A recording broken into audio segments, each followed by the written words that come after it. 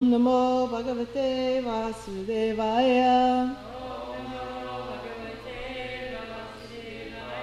Om Namo Bhagavate Vasudevaya. Om Namo Bhagavate Vasudevaya. Reading from Srimad Bhagavatam, first canto, chapter 8, texts 15 and 16, and we'll do 15 responsively, and 16 we'll just say together. Yeah, 15. Yadyapi astram brahmashiras tvamogham cha pratikriyam Vaishnavam teja asadya samasham yad brigudvaha yadyapi astram brahmashiras tvamogham cha pratikriyam Vaishnavam teja asadya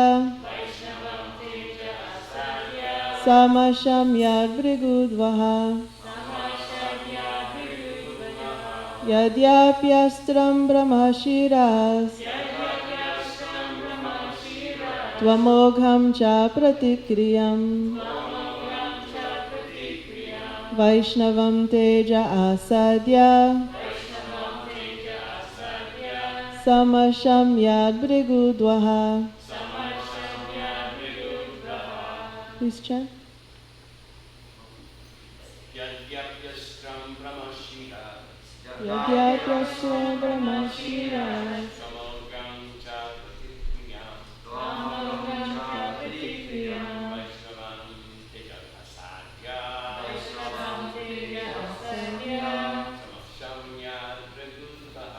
samasham yad brigudvaha Yadyapyastram brahmashiras Yadyapyastram brahmashiras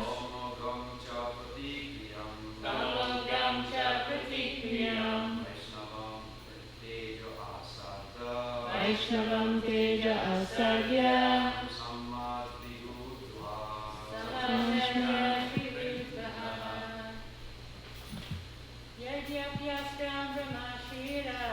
Yadyapyastram brahmashiras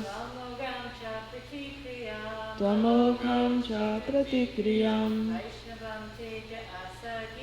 Vaishnavam teja asadya samasham yad brigudvaha. Anyone else? Translation, word for word. Yadyapi, although. Astram, weapon. Brahmashira, supreme. Tu, but.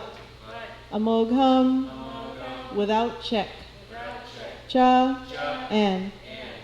Apratikriyam, not to be counteracted. Vaishnavam, in relation with Vishnu. Teja, strength. Asadya, being confronted with. Samashamyat, was neutralized. Brigu, udvaha. O glory of the, Brigu, O glory of the family of Brigu. Translation. O Shaunaka, glory of Brigu's family, although the supreme Brahmastra weapon released by Ashwatthama was irresistible and without check or counteraction, it was neutralized and foiled when confronted by the strength of Vishnu, Lord Krishna. Please repeat. O Shaunaka, glory of Brigu's family. Although the supreme Brahmastra weapon released by Ashwatthama was irresistible and without check or counteraction, It was neutralized and foiled when confronted by the strength of Vishnu, Lord Krishna.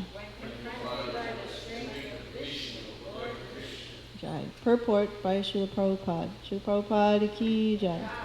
In the Bhagavad Gita, it is said that the Brahmajyoti, or the glowing transcendental effulgence, is resting on Lord Sri Krishna.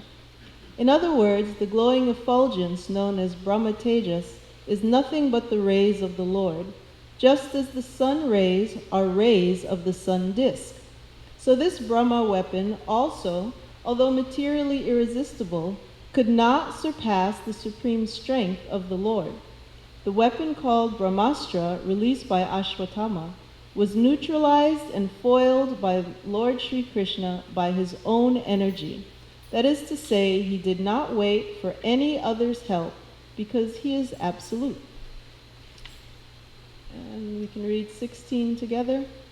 Mamam stahye tarashcharyam sarvascharya maye chute yaidam maya devya shujatyavati hantyaja. And the translation? O Brahmanas, together.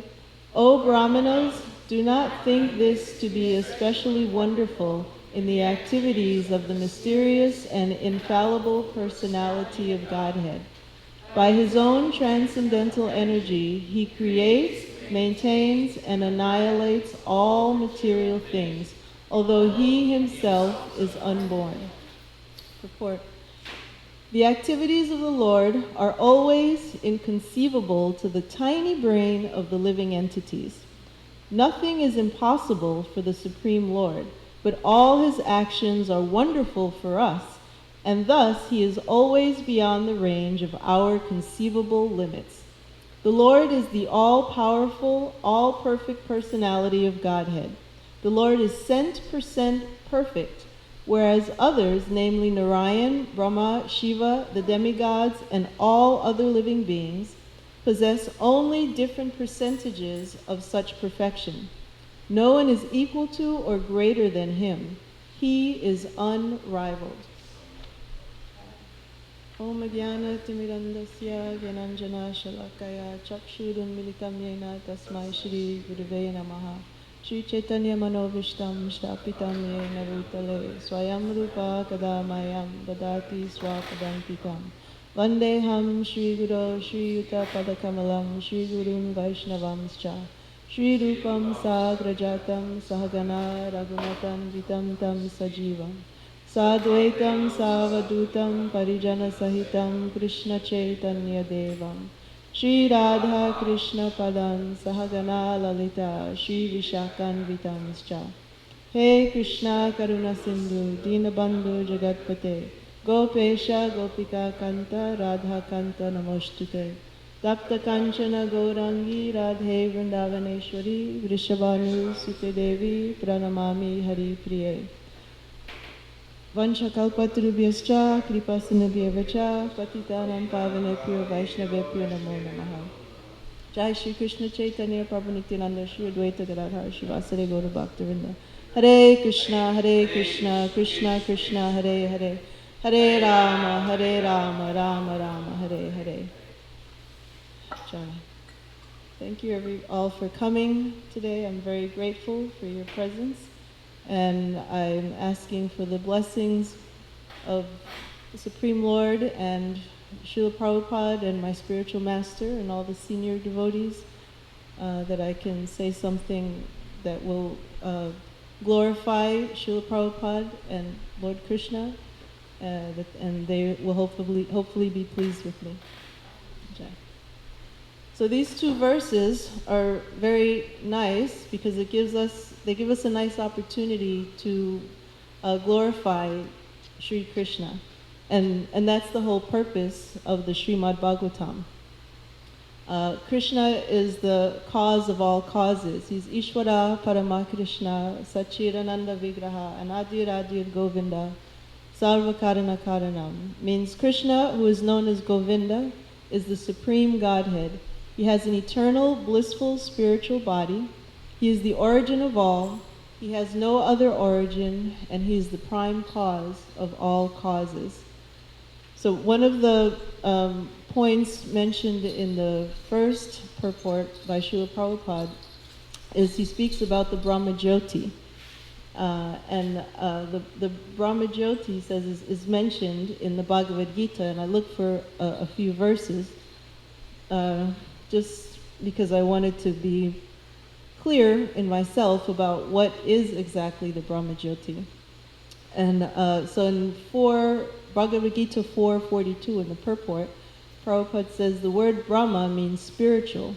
The Lord is spiritual, and the rays of his transcendental body are called Brahmajyotir, which is his spiritual effulgence.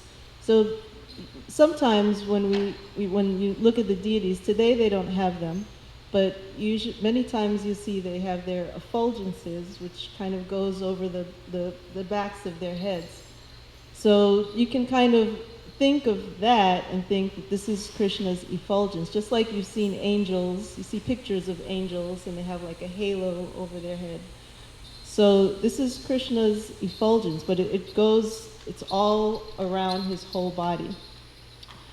Everything that exists, Prabhupada says, is situated in that Brahmajyoti, everything. So think about that for a minute. Everything means look at your own body.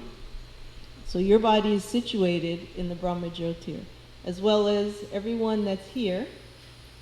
Think of everyone in the town of Alachua, everyone in Alachua County, everyone in the state of Florida, all throughout the United States, everything, the whole world, this whole planet, all the three worlds, everything is situated in Krishna's effulgence, in the Brahmajyoti. But when the Jyotir is covered by illusion, Prabhupada continues, or Maya, or sense gratification, then it's called material. Then it's not spiritual, it's material. And it's sort of like it's covered by a veil, the veil of illusion. But this veil can be removed by taking shelter of the Supreme Lord. Thus, the offering for the sake of Krishna consciousness, the consuming agent of such an offering or contribution, the process of consumption, the contributor, and the result, all combined together are Brahman, or the Absolute Truth. The Absolute Truth, covered by Maya, is called matter. Matter dovetailed for the cause of the Absolute Truth regains its spiritual quality. So in other words, that means that when we use all of these seemingly material things, when we use them in Krishna's service, then they become spiritual again. Or we can understand that they're spiritual, so they're spiritualized, so they kind of go back again to what they always really are. It's just that we don't see it that way. Matter dovetailed for the cause of the Absolute Truth regains its spiritual quality. Krishna consciousness is the process of doing that, of using things in Krishna's service so that we can always think of him and remember him. Later in the 7th chapter of Bhagavad Gita, in the verse where Krishna says, I am the taste of water, everyone knows that verse, most people, many people. So in that purport, Prabhupada says that the light of the sun and the moon are also originating from Krishna's Brahmajyotir. So just let's not even talk about the moon, forget the moon. Let's just focus on the sun and think of how powerful the sun is. The sun, without the sun, we're lost. We're nothing without the sun.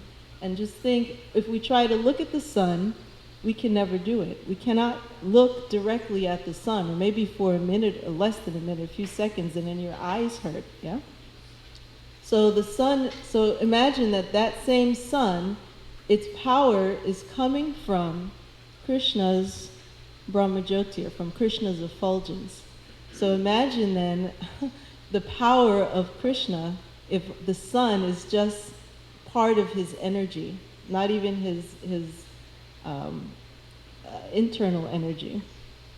So this is why the devotees in the Sri Ishopanishad, this is verse 15, It says, Hiranyamayena patrena satyasya pihitam mukham tat tvam pushan aparvrinu satyas dharmaya drishtaye. So this is from the Sri Upanishad, and it means, O my Lord, sustainer of all that lives, your real face is covered by your dazzling effulgence. Kindly remove that covering and exhibit yourself to your pure devotee. So we have to pray to Krishna and ask him to remove that covering so that we can see him, because otherwise we can't. We can't even see the sun. In the purport it says, in Bhagavad Gita 14:27, the Lord explains his personal rays, Brahmajyoti, the dazzling effulgence of his personal form, in this way. I'll skip the Sanskrit. He says, I am the basis of the impersonal Brahman, which is immortal, imperishable, and eternal, and is the constitutional position of ultimate happiness. Brahman, Paramatma, and Bhagavan are three aspects of the same absolute truth. Brahman is the aspect most easily perceived by the beginner. Paramatma, the supersoul, is realized by those who have further progressed, and Bhagavan realization is the ultimate realization of the absolute truth. This is confirmed in the Bhagavad Gita 7:7, where Lord Krishna says, he is the ultimate concept of the absolute truth, Mata Parataram Nanyat. Therefore, Krishna is the source of the Brahmajyoti as well as the all-pervading Paramatma. And Paramatma, as we know, is inside of every living entity and goes with every living entity from body to body. Later in the Bhagavad Gita, Krishna further explains.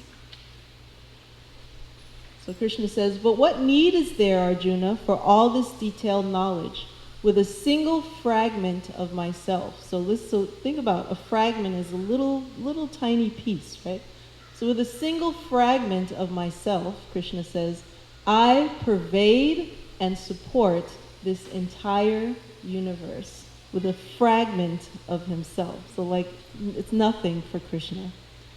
Thus, by his one plenary expansion, the all-pervading Paramatma, the Lord maintains the complete material cosmic creation. So everything he's maintaining. He also maintains all manifestations in the spiritual world. Therefore, in this Shruti mantra of Sri Upanishad, the Lord is addressed as Pushan, the ultimate maintainer. And then later in the 8th chapter, 8:13, Prabhupada tells us that for the personalists, all the innumerable other planets, for the personalists, there are innumerable other planets, and those are known as the Vaikuntha planets, and that's where the personalists go. But the impersonalists, they remain in the Brahmajyoti. That's where they aspire to go, and that's where they go. Why is it important to understand about the Brahmajyoti? Why do we discuss these things? Sometimes they seem kind of complex and maybe not so interesting, not as interesting as hearing about pastimes and like that.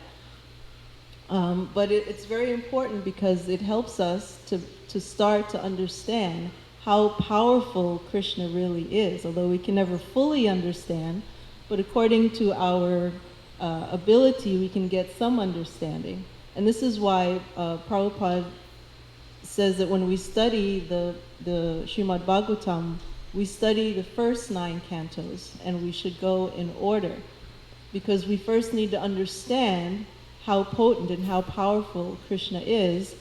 Otherwise, if we jump to the 10th canto and we hear about Krishna's pastimes in Vrindavan, we might think that, oh, Krishna's just like one of us, or he's just some teenage boy chasing girls around. But this teenage boy is extremely powerful. He's the most powerful. So Prabhupada brings that point in to show that it was nothing for Krishna to take care of the Brahmastra. The Brahmastra was this super powerful weapon. For those of you who haven't been following so much, this Ashwatthama was a very evil, wicked person. And he set off this Brahmastra to try to destroy Parikshit Maharaj, who is a baby. He's a baby in the womb of his mother, but he's going to be the king of the world. And because Ashwatthama didn't want that to happen, he set off this Brahmastra to kill, actually, this baby in the womb. And so his mother, Uttara, she comes to Krishna, because Krishna was there with them, but he's about to leave. And she comes to Krishna running, and she says, please save me, because this Brahmastra is coming. And she says, even if you don't save me, just save my baby. She's frantic, but she understands fully that if she takes shelter of Krishna, he can save her. He can save the baby.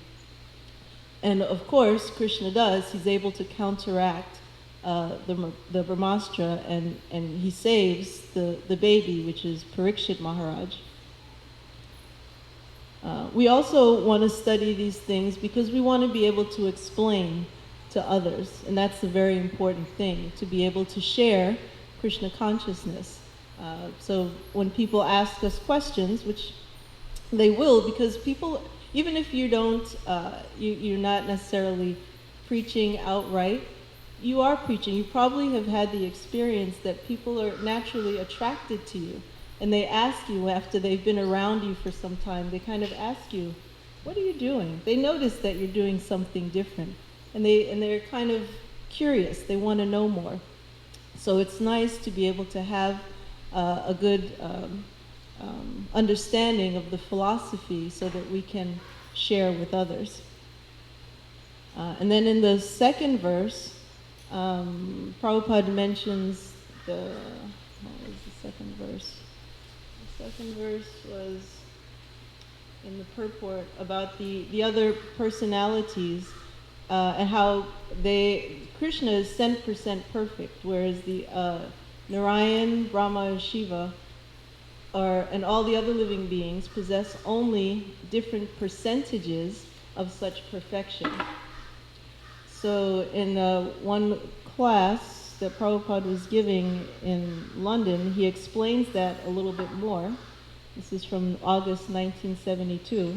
He says, when a living entity is free from material contamination, he can acquire the mystic power of Krishna up to 78% in minute quantity. So Lord Brahma, he has that in full to perfection. And we can also actually acquire that, but we're not realizing it at the moment. Even the scientists are aware that our brains, we don't even use all of our brains, and they don't even know what all the parts of the brains are actually for. So Lord Brahma is a full 78%. Lord Brahma, he is also a jiva, a living entity, but he has perfectly this 78% mystic power in minute quantity. Lord Shiva has got perfectly 85%, and Narayan has got 96%. These are analyzed. These are not fictitious, Prabhupada says. But Krishna has got full 100% mystic powers. That is Krishna. Therefore, it is specifically mentioned that they all have to, at some point, they always have to turn to Krishna for help. Everyone has to turn to Krishna for help. Even many people worship Lord Shiva, and Lord Shiva also has to turn to Krishna for help. So this Brahmastra then obviously could not be stronger than the Supreme Lord, because it's coming from Krishna's energy. So in the same way, we also are being chased, you could say, by the Brahmastra. And the Brahmastra that chases us is the conception that I am this body. So you can think that this is like a Brahmastra that's constantly on us. And when we're in that consciousness, which, well, for me is most of the time, then it's like the Brahmastra is chasing us. We know, theoretically, that we're not this body. You know, if you read the Bhagavad Gita, it's one of the first things that you come to understand. So it's like you've been around for a little bit, you know, okay, we're not this body. but what does that really mean? And do we really live that all the time? So that takes a lot of time and practice, and that's what we're basically trying to really realize, because we kind of go in and out of that illusion. Prabhupada said something like, because the one devotee said, something like, I'm sorry, Prabhupada, sometimes I fall into Maya. And he said, no, you're always in Maya. Sometimes you fall into Krishna consciousness. So for most of us, that's kind of how it is. For example, if I get angry over, say, I think someone has done something to me, or I feel like someone has mistreated me in some kind of way, then that and even I might not show it, but I know within myself if I'm feeling like that. So that's a sign that I'm still thinking that this body is me. That means that because actually the person who I think has insulted me, they can't even really see me. They've actually never seen me. I've never even really seen myself. So for me to take that as an insult and be emotionally disturbed by it means that I'm thinking that this is me. So these are things we have to work on. Whereas Srila Prabhupada, because anger can be used in Krishna's service. I just finished reading Bhakti Charu Maharaj's, his memoirs of Srila Prabhupada, Ocean of Mercy. And he tells one story there about how Srila Prabhupada had asked him, he had gone to visit one of Srila Prabhupada's godbrothers for different reasons. And when Prabhupada heard about it, he was very angry. He was really angry. Maharaj said his lip was quivering and he was super angry. And what he understood was that Prabhupada didn't like that, because he said, if my godbrothers say one thing different from me, you will become very confused. And so he wasn't angry over, because he's thinking, my disciples can't go anywhere else, how dare they?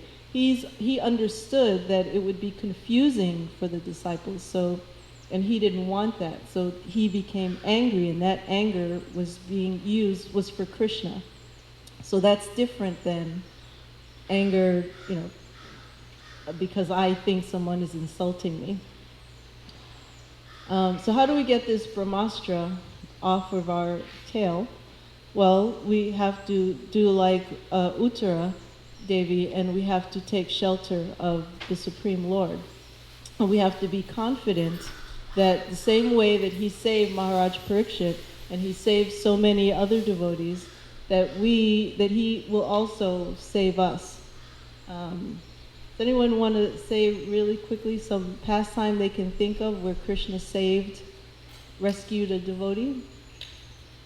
Anything that comes to mind? Prahlad Maharaj, yes. Mm-hmm. Anything else? Draupadi. Gajendra. Mm-hmm. Yeah. Okay. Yeah. So there's many instances. So we can reflect on these and understand that Krishna, who's supremely powerful, and he can do anything, and he loves his devotees. So if I'm trying to love him, he's going to serve me. Not serve me. See, that's my my consciousness. He's going to save me also. That's the problem. So there's a nice pastime in the Chaitanya Charitamrita where Lord Chaitanya, there's a leper named Vasudev. He's a Brahmin. He's a Brahmin, but he has leprosy. And he has it in a way, he's got these big sores all over his body. But he's also a very pure devotee. And he sees these little worms he sees that they're living in his body. So when the worms fall out, he picks them up and he puts them back. because he's thinking that they need to be back in their home, and they're taking shelter of him. Yeah. So he has this physical issue, and he comes because Lord Chaitanya is staying with another Brahmana, and Vasudeva comes to visit him. He wants to see him and take shelter of him, but he gets there just after Lord Chaitanya leaves. So imagine you're just about to see Lord Chaitanya, and you find out that you're too late. So he was very distraught, and he actually fainted. And but Lord Chaitanya, he's so merciful, he came back immediately. He appeared there immediately because he understood that this was his pure devotee who was really wanting to see him and very distraught. So he came back right away and he hugged him. He gave him a big hug. So imagine he's got all of these things going on, but still Lord Chaitanya hugged him because he wasn't seeing his body. He was seeing him as the pure spirit soul that he was. And when he hugged him, of course, what happened? Yeah, everything went away. Not only did the leprosy go away, but he actually became very beautiful. He became very attractive. So the problem then was he was concerned now. He was happy, but he was concerned because he was very humble. And he was thinking, oh, now I'm very attractive. Maybe I won't be humble anymore. So then Lord Chaitanya said, well, this is all you have to do is what? What do you think Lord Chaitanya told him? Chant. Yeah, you just chant Hare Krishna all the time, and you don't have to worry about being humble. You'll be humble. You won't lose your humility. And let's see, I'll just read a little bit. And another thing he told him was that he should preach. It says, indeed, the only return the Lord wanted was that Vasudeva preach the instructions of Krishna and liberate all human beings. That is the process of the International Society for Krishna Consciousness. Each and every member of this society was rescued from a very abominable condition. So we should see ourselves as that. Even though, of course, some of you were born into a very nice situation, so it might be harder for you to think you're coming from an abominable situation. But even being born, taking birth on this planet means that we missed out last time. So we can think like that last time I didn't make it, so I had to come back again. So that is an abominable condition, having to come back and back to the material world. So, each and every member was rescued from a very abominable condition, but now they are engaged in preaching the cult of Krishna consciousness. They are not only cured of the disease called materialism, but they are also living a very happy life. Then Prabhupada says they will undoubtedly attain the lotus feet. If we take to preaching work, we will undoubtedly attain the lotus feet of Sri Krishna Chaitanya. The Lord says himself without delay. So very quickly we can attain Lord Chaitanya. And then before, the Brahmana whose home he was staying at, his name was Kurma. And this Brahmana also was very attracted to Lord Chaitanya. But he had a family. He had a very nice family who would do the deity worship and serve along with him. So, but when Lord Chaitanya was leaving his home, this other Brahmana, Kurma, he wanted to go with Lord Chaitanya. But Lord Chaitanya said, no, you stay here with your family. And he told him to remain at home, study, and preach the teachings of the Gita and Bhagavatam, and chant Hare Krishna. Do this. Now let me ask you a question before I read it. Who would like to, and you have to raise your hand, okay? Who would like to always be in the company of Lord Chaitanya? He's watching. Okay, so he says, he tells Kurma the Brahmin to remain at home, study and preach the teachings of the Gita and Bhagavatam, and chant Hare Krishna. Do this and you will never leave my company.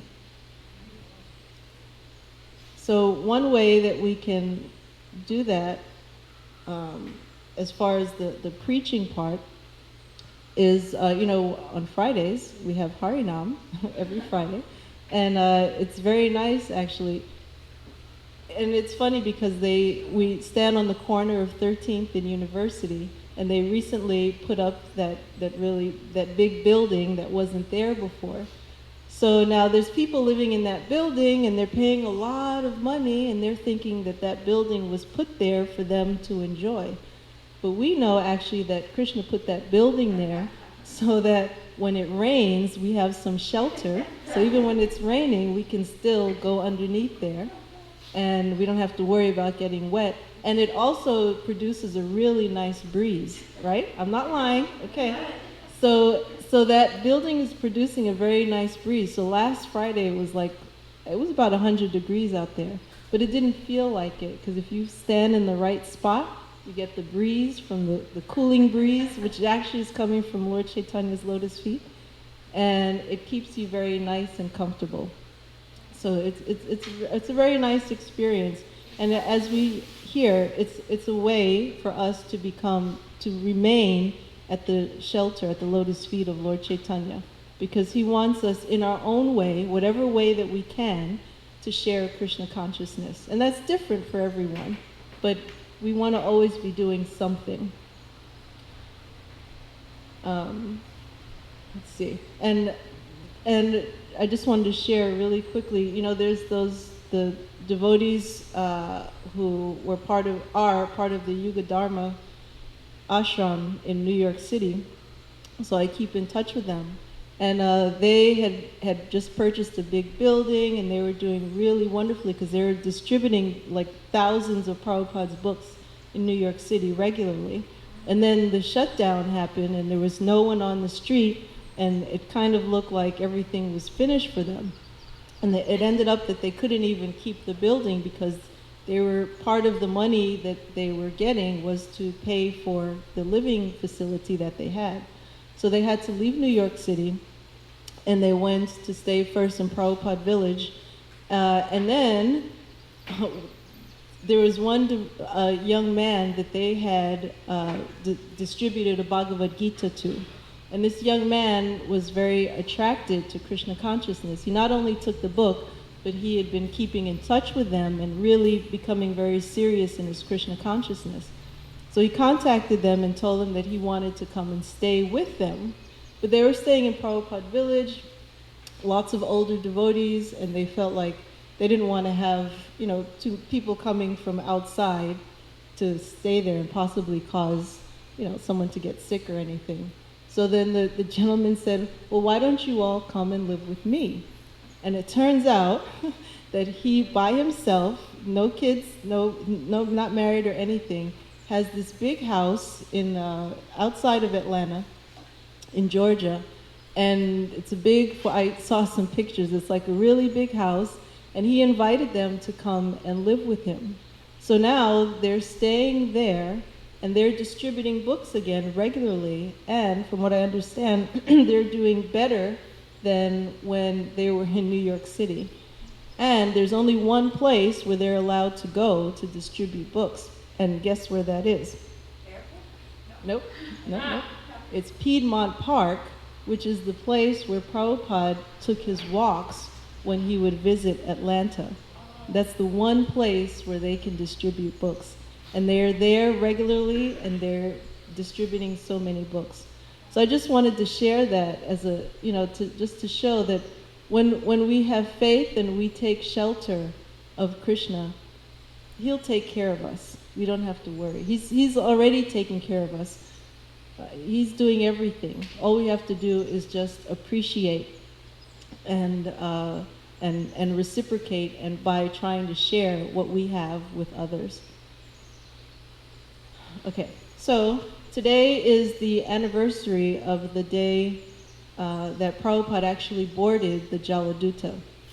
And so it's a very special day for us.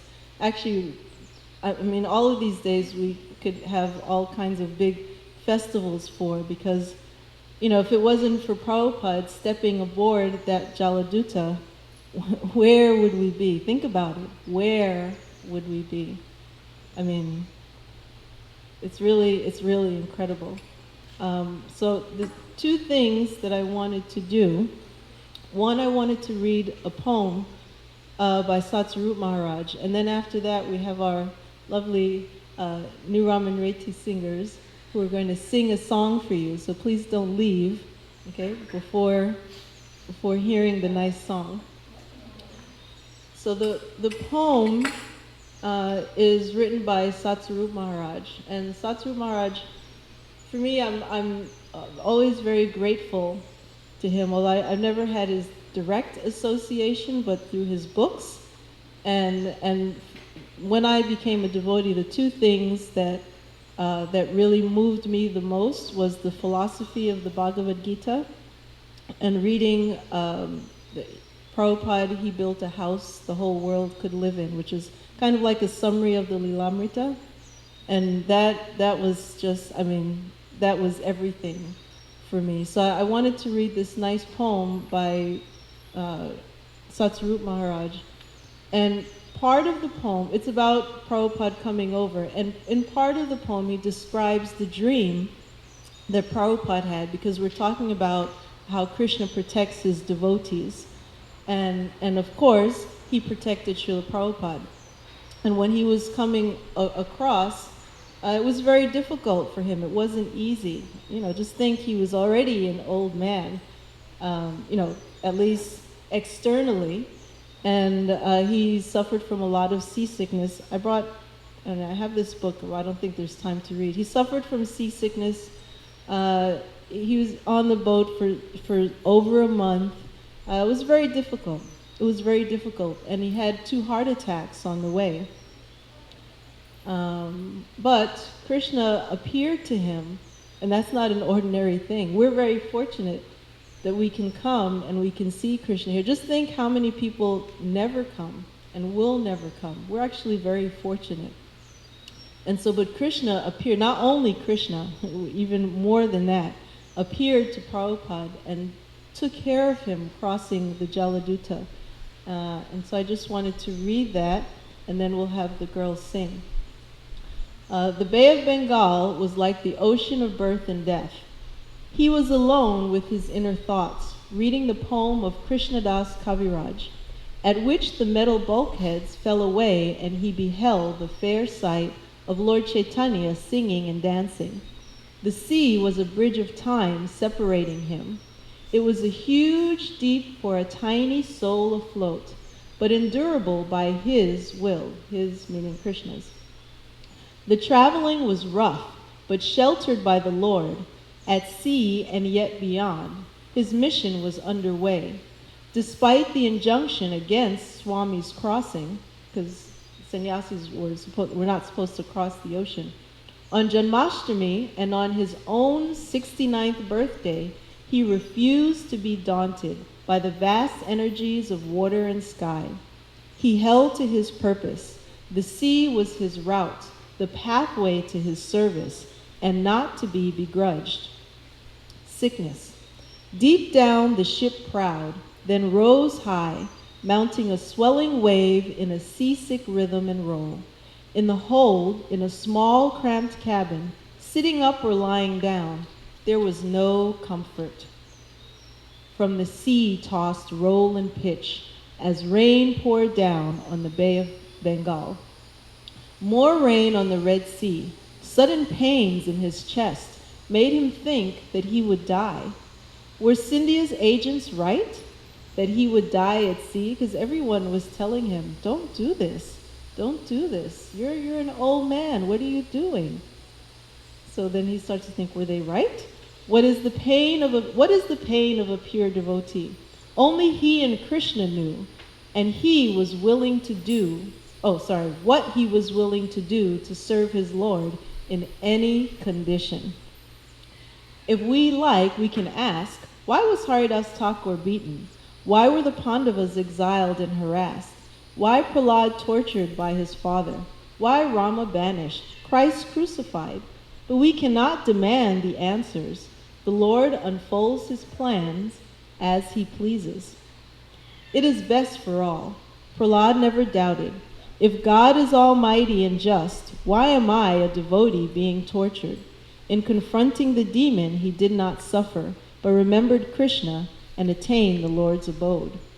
Prabhupada tolerated 2 attacks in 2 days, but if it comes again, I will not survive. The rains and winds persisted. His dream of many forms of Krishna. So this is what happened. On the night of the 2nd day, so it's only the 2nd day and he was already having all these problems, Prabhupada had a dream. Lord Krishna, in his many forms, was rowing a boat and encouraging him along. Lord Matsya, who saved the Vedas from the flood, waved him on to protect the Vedas from the ocean of vices. Prabhupada must reach the West and print and distribute his books. The West was drowning in sins, and Indian gurus were drowning the Vedic message in a sea of bogus speculation. Come, Prabhupada, you can cross this sea. The Lord is here. So Lord Matsya was there. Lord Kurma of the nectar-churning Leela urged him on to America to churn the Sankirtan Amrita. Mohini Murti stole the nectar in favor of the Devas, but if Prabhupada could reach his goal, he would give immortal quaffs of Harinam to one and all. Therefore the Lord was blessing him. As the moon and gods came forth from the churning of Mandara hill, so during the friction between demons and devotees, Srila Prabhupada appeared, and in his hour of attacks at sea, he beheld the Lord in his many forms. Come, Prabhupada, you can cross this sea. The Lord is dear. Lord Narahari's divine advent is to kill the miscreants, and he encouraged Prabhupada with his fierce demeanor. So Lord Nrsimhadev was also there, which vanquishes the demon's false dominion and assures the followers of Prahlad. The enemies would not touch a hair on Prabhupada's head, but he would kill them all with the healing, cleansing weapon of the holy name. False threats and illusions cannot sway the Lord's devotees, but Prabhupada must come at once, because until now the sons of demons have never met the teachings of Prahlad or known the protection of Nrsimhadev. As sons of demons, they have only suffered, sometimes longing for another world. Come, Prabhupada, you can cross the sea. With the Lord, there is no fear. And this is the last one. Balaram and Krishna also assured, come along. They appeared to him in a most delightful way. So Krishna and Balaram were also there, running and frolicking in the forests of Raj. The all-attractive Lord and his brother, who deliver the most fallen as Gaura and Nitai. Let the Americans also share this nectar. Krishna is not the Hindu god. The Americans will gladly embrace him. Krishna with flute and Balaram with plow. The Westerners can relearn to love them, since all are eternal spirit souls, servants of Krishna and Rama. Come, Prabhupada, you can cross this sea. The Lord is here. Srila Prabhupada, you will cross this sea because the Lord desires. Srila Prabhupada ki jai. So let's maybe let the girls sing, and then if there are any questions, we can do it after. Is that okay? Okay. Is this the song? Yes. Yes. Do you want to stand? Yeah, maybe come over here. So these are some of the girls who have been part of Kishori Yatra for many years under the very wonderful tutelage of Mother Jayashree Radhe and Jamuna Devi. And they learned this very sweet song about Srila Prabhupada boarding the Jaladuta. So please listen, and if you like to sing along, the words are up there for you.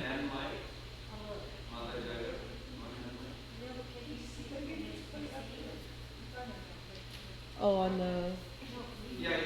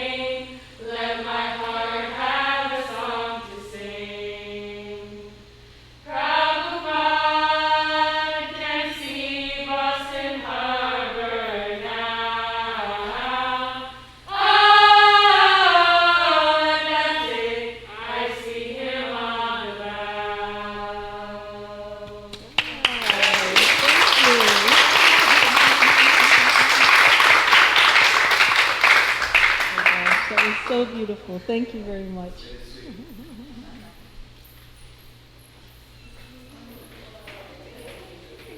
So if there are any questions or comments, corrections, criticisms? Oh, Mother Sukara, please.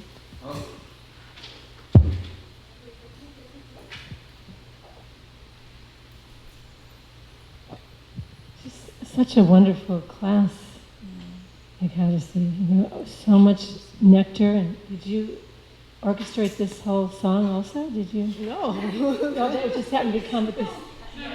Oh, she asked you to. Yeah. I asked them. I mean, the whole thing was just really beautiful. And just the simple thing that you mentioned about, an insult, how they never really saw you. We never really see anyone, Just kind of inspiring for us to connect with our actual spiritual nature is really something. So just thank you so much for a wonderful class. Thank you. Krishna's mercy. I have a comment question, kind of. Mm-hmm. You mentioned about the importance of knowing Brahmajyoti. Mm-hmm. So while you are stressing very nicely, you have presented, I was thinking, at the core of our existence, we are conscious being. Essentially, we are conscious being. And we need two transformation to be in spiritual world ultimately. First transformation, that wherever conditional state we are, we need to come in contact with Brahmajyoti. Without Brahmabhuta platform, there is no spiritual entrance. Then the whole revival of relationship with the Lord takes place after. Because that's the verse says, Brahmabhuta prasanatma, nasachoti no kangsati, samasarvesu bhutesu mad bhakti lavate param. That actually pure devotional service takes place after the first transformation. So it is actually compulsory, everybody must understand what is the Brahman connection is. Because testing machine is within me, within each of us. And if I have that connection, how my emotional direction, everything I can see. So this is necessary. I mean, it's almost must. Yeah. Thank you for this. Okay, just one last quick thing I want to mention, just about the importance of regular hearing, just because it came up the other day. I was sitting. Mother Akuti was giving class on Sunday, and I was sitting over there, and she was talking about how important it is that, when we're chanting, we're asking Krishna for service. But then if someone comes to you and they ask you to do some service, and you say no, then it's not so sincere. Not that we have to do everything that everyone asks us, but we're chanting because we want Krishna to engage us in his service. So when she was saying that, I was sitting there and I was thinking, yeah, Kuti, you tell everybody all about that. And then a little while later, I was thinking, okay, I'm going to go home and do this and do that. And then someone came and asked me if I would do some service which was going to keep me here for maybe like another 20 minutes or so. And I really wanted to say no, because I wanted to go home. And all I was going to do is go home and take prasadam. But I wanted to say no. But because I was sitting there and I was listening to what she was saying, and I thought, oh, now right away, Krishna is testing me. Were you paying attention? Was he talking to everyone else, or was he talking to you too? So then I agreed to do it, and I was happy that I did. But yeah, so that's why, because we hear, and then it kind of goes in one ear and out the other, because we're so conditioned. So we have to hear regularly, constantly. So we need to remind each other, we need to be reminded, so that we don't fall back into a position that we don't want to be in. We want to keep moving forward. Thank you for coming. Grantaraj Srimad Bhagavatam Ki Jai. Srila Prabhupada Ki Jai.